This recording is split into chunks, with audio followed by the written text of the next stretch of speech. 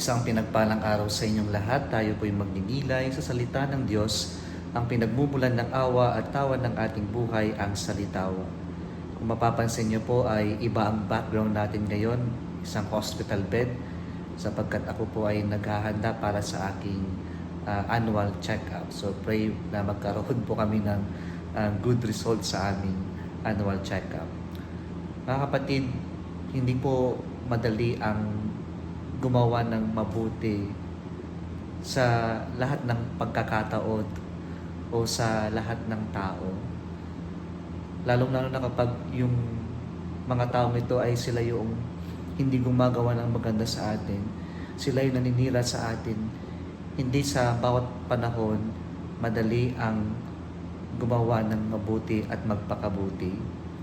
Sa ating ebanghelyo ngayon, tayo po ay hinihimok ng Diyos na pumasok sa makipot na daanan, na gumawa ng mabuti, na gawin natin sa iba kung ano yung gusto natin na gawin nila sa atin. Hindi ito madali sapagkat may mga pagkakataon na mapapangunahan tayo ng ating emosyon, ng ating galit.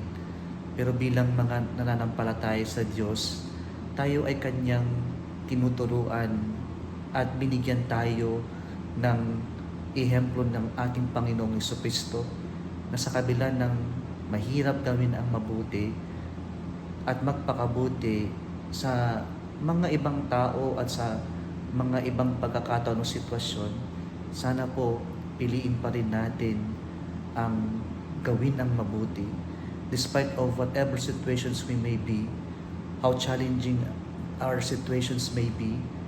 As Christians, as believers in our Lord, let us always choose to do what is wrong, what is right.